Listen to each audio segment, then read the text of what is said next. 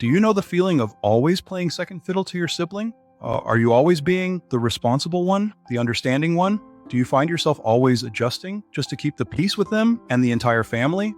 These are just some of the signs of having a narcissistic sibling. If you are watching this video, you might have grown up with a narcissistic brother or sister, and you've been trying your whole life to get along with them and make sense of the way they treat you. Or you might be just now starting to wonder if they are a narcissist, and you're looking for answers. And if you are at this stage in the game, I know how incredibly hard it is to accept that a sibling you grew up with is toxic. For some people, it might take years to accept their loved one is a narcissist. When you grow up with a narcissistic sibling, you often learn to accept less. You might get used to not getting much attention or praise, and you might even start downplaying your own needs and successes to keep your sibling happy. And if one or both of your parents are also narcissistic, well then, chances are you felt totally isolated because outside of your family, nobody really understands what you're going through. If you grew up with a narcissistic sibling, you know how it feels when everything revolves around them, how they hog all the energy and attention within the family, and also they are constantly angry, which just drains everyone around them because it takes a lot of energy to prevent their anger. Today, we're going to look at everything from the big red flags to the smaller signs you might not have noticed or paid attention to. We'll also get into what it's like growing up in a family with a narcissistic brother or sister, including the roles you may have been forced into.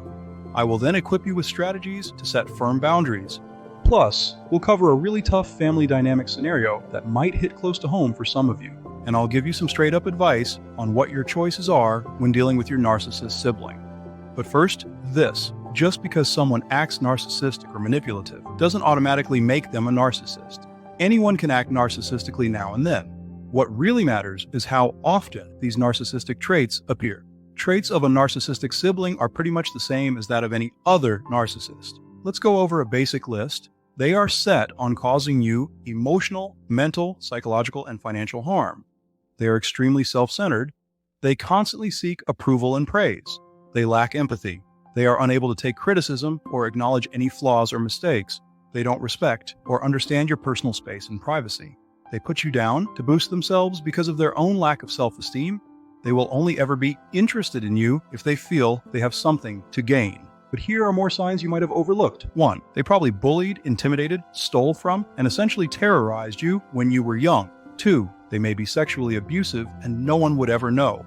3. They might give gifts that are over the top or feel like they were made just for you, but don't be fooled. It's not about kindness. It's a power move, a way to make you feel like you owe them something, or to subtly remind you where you stand with them. 4. They accuse you of certain things, like being self-centered or being selfish. Meanwhile, you know it's them who is guilty of these exact behaviors. It's a confusing tactic that can make you doubt yourself. They can act one way with you, but completely different around others. 6. No matter what the age gap is between you, they might spread rumors, spill your secrets to make you look bad, and act in sneaky ways that make you feel less sure of yourself or your accomplishments. They are very envious of you, as they are so empty inside. Also, they don't just want whatever you have, they feel like they're entitled to it. 8. They are fiercely competitive, and they always look for ways to ensure they grab all the money and praise, always appearing as the favorite in the eyes of mom and dad. This competitiveness comes from a fear of not getting enough attention and love. 9. They'll twist things and use manipulation to pit people against each other, and they don't have any limits when it comes to getting what they want. This is known in psychology as triangulation. 10. They never own up to their mistakes, leaving you to shoulder the blame. They're masters at making you feel guilty for things that aren't your fault. Dealing with them is emotionally confusing. One moment they seem okay, and the next, they're exploding with anger. Then, just like that, they act like nothing ever happened. 12. They mirror the people close to them, especially their brothers or sisters. They pick up the same habits or goals because they've seen it get thumbs ups from others. They might also mimic traits of people they envy. Identifying and recognizing these signs is the first step toward learning how to handle your relationship with your narcissistic sibling so that you can move toward peace. So, what is it like growing up with a narcissistic sibling?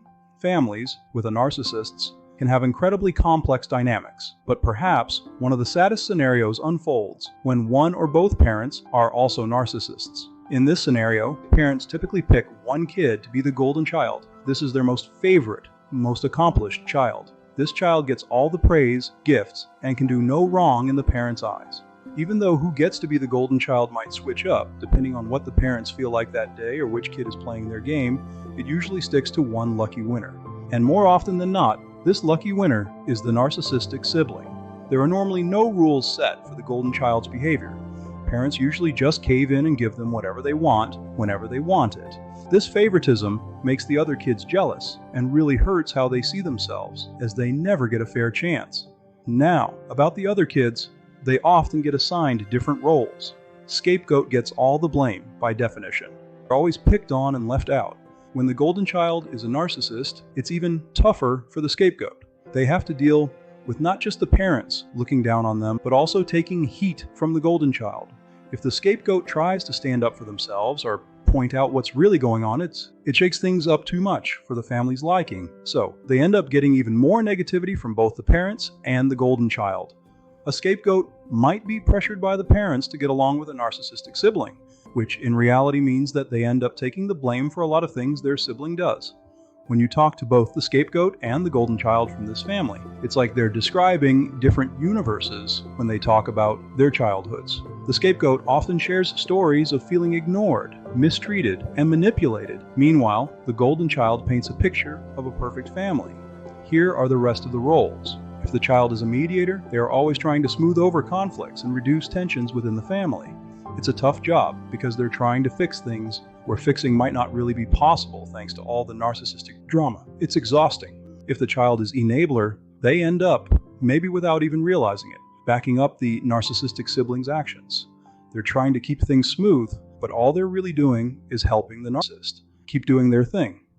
If the child is caretaker, they are looking after everyone else's emotional and sometimes even physical needs, stepping in where the parents check out. They end up putting everyone else first and forget to take care of themselves. If the child is peacemaker, they are constantly trying to make sure the narcissistic family members are happy and to avoid any fights. It's a stressful job that often means they don't get to speak up about their own problems. The invisible child, whatever they do, it's like they just don't get noticed because all the attention goes to the drama with the narcissistic sibling and any fights going on. It makes them feel pretty invisible and worthless.